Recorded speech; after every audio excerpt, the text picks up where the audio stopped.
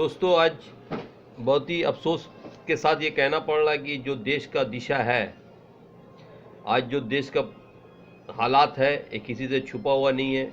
इस सारे हिंदुस्तान में जितने भी लोग हैं ये सब देख रहे हैं अपने आंखों से। जिस तरह हमारे किसान भाई रास्ते में हैं, हमारी किसान भाई की जो फैमिली, हमारी बहनें, हमारी माँ, बेटियां रास्ते में हैं, उनके बच्चे लोग भूखे प्यासे आज अपना हक के लिए लड़ रहे हैं। तो ये अपने हक के लिए नहीं लड़ रहे हैं, ये देश का हक के लिए लड़ रहे हैं। किसान तो देश का ही है, ये किसान तो हिंदुस्तान का ही है। तो जिन किसानों ने अपना वोट देके देश का सरकार बनाया, देश का प्रधानमंत्री बनाया, देश का होम मिनिस्टर बनाया, देश का फाइनेंस मिनिस्टर बनाया, आज ये लोग इनके रास्ते में कांटा बिछा रहे हैं, लोहे का कांटी लगा दे रहे हैं रास्ते में, बड़ा बड़ा चट्टान गड्ढा खोद दे रहे हैं। तो क्या हो रहा है? और बड़ा शर्म की बात है कि आज देश का जो हमारे जो देश के बुद्धिजीवी हैं, जो पढ़े लिखे लोग हैं, जो प्रोफेसर हैं, टीचर हैं, मास्टर हैं, जो यंग स्टूडेंट हैं, इन लोगों को तो इसके खिलाफ बोलना चाहिए, देश को बचाना चाहिए।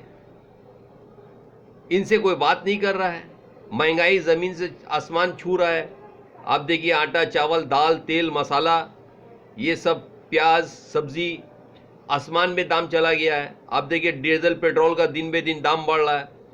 तो इस पे किसी का ध्यान ही नहीं जा रहा है। और देख रहे हैं कि बंगाल में हमारे देश के प्रधानमंत्री, इनको कितना चिंता है कि बंगाल का सीट मुझे कैसे मिल जाए। ये सब चीज़ को किनारा करके ये लोग गद्दी के भूखे हैं और ये हफ्ता में 2 बार बंगाल का दौरा कर रहे हैं। ना यहाँ कोई इलेक्शन है, ना कोई इशू है। तो क्या कारण है कि पूरा दिल्ली का मिनिस्टर सब काम छोड़ के देश कहाँ जा रहा है उससे उसको कोई मतलब नहीं। कोई आके मोहम्मद रफ़ी साहब का गाना सुना रहे हैं, तो उधर से अमित शाह आ रहे हैं, अमित शाह जा रहे हैं तो मोदी जी आ रहे हैं, मोदी जी जा रहे हैं तो उनके प्रेसिडेंट जो हैं पार्टी के वो आ रहे हैं, वो जा रहे हैं तो वो आ रहे हैं। और यहाँ पे जो वेस्ट बंगाल में जो पहले आपका टीएमसी में थे, जिनको क्रैप थे, जो काम नहीं कर रहे थे, इनको जो पार्टी से निकाला गया, इन लोगों को पैसा देके परचेस करके एक दल बना लिया गया है। एक दल बना के ये पूरा बंगाल में इन लोगों को दे दिया गया काम कि आप पूरा बंगाल में सब पब्लिक का माइंड को कन्वर्ट कीजिए, ताकि ये किसान के फेवर में ना जाए, ताकि ये महंगाई के फेवर में ना जाए, ताकि ये किसी फेवर में नहीं जाए। बीजेपी करे और इलेक्शन आए, हमको अच्छा खासा सीट दिला दे। और यहाँ से जो एक सेकुलर पार्टी है, जो एक अच्छी पार्टी है, जो सब जातियों को लेके चलती है, हिंदू, मुस्लिम, सिख, ईसाई सब यहाँ शांति में रहते हैं, यहाँ अशांति फैलाने का काम किया जा रहा है। और बड़ा शर्म का बात है, जिनको पॉलिटिक्स में इन्वॉल्व नहीं होना चाहिए।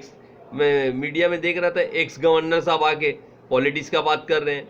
यहाँ के गवर्नर साहब जिनको न्यूट्रल होना चाहिए, वो बीजेपी के फेवर के बात करते हैं। तो क्या हो रहा है देश में? मैं तो कहूँगा सारे हिंदुस्तान में जितने भी लोग हैं, हमारे भाई हैं, जितने हिंदू हो, मुस्लिम हो, सिख हो, ईसाई हो, आपको ज़रा भी अगर देश का फिक्र है, देश के नौजवानों का फ्यूचर का फिक्र है, आपके अपने बच्चों का फ्यूचर का फिक्र है, तो बीजेपी का झंडा को उठा के आप नाली में फेंकें। और जो भी स्टेट में जहाँ है सेकुलर है, जो सब मज़हब को लेके चलता है, जो जात पात का बात नहीं करता है, जो महंगाई कम कर सकता है, जो आपके बच्चों को नौकरी दे सकता है, जो आपके बच्चों को फ्यूचर दे सकता है, जो सरकार, आप उसके फेवर में काम करें, आप उनको वोट दे के आएँ। और रास्ते में उतरने का टाइम आ गया है। एडुकेशन इतना महंगा, मेडिसिन इतना महंगा, रेल बेच दिया, हवाई एयरपोर्ट बेच दिया। अब किसान जो बेचारा खेती कर रहा हो, खेती को भी बेच देंगे ये लोग। तो ये लोग हिंदुस्तान में 5 साल सरकार चला, दोबारा जो आए हैं, तो इन लोग का नियत ही ये था कि सारा चीज़ हम लोग बेच देंगे और जहाँ जो भी अच्छा सरकार है सबको साइड कर देंगे। तो ये मज़हब का नाम से लड़ा के, डिवाइड करके, ये जो अंग्रेज काम करते थे डिवाइड एंड रूल, आज तो वही काम आपका ये सरकार कर रहा है। तो आज अगर देश के नौजवान, देश के जो पढ़े लिखे लोग हैं, जो तालीम याफ्ता लोग हैं, डॉक्टर हैं, वकील हैं, इन सबों से मैं रिक्वेस्ट करूंगा कि आप देश बचाने के लिए आपको भी रास्ता में उतर के किसानों का साथ देना पड़ेगा। और ये जो बेफजूल जो बंगाल में अगर डिस्टर्ब किया जा रहा है, इसका खिलाफ भी बोलना चाहिए कि जब देखिए वो रास्ता बंद, वो रास्ता बंद, ना कोई इशू, ना इलेक्शन, ना कोई त्यौहार है, ना किसी का शादी है, ना मंडप है।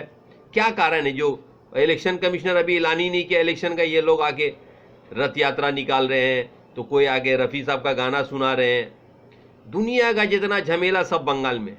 दीदी जो एक हमारी चीफ मिनिस्टर है ममता बनर्जी, जो एक अच्छा सेकुलर लीडर है, अच्छा स्टेट को चला रही, इनको टॉर्चर किया जा रहा है, इनको टेंशन दिया जा रहा है। तो इन सब से छुटकारा के लिए आम आदमी को रास्ता में उतरना होगा, ये सब का विरोध करना होगा।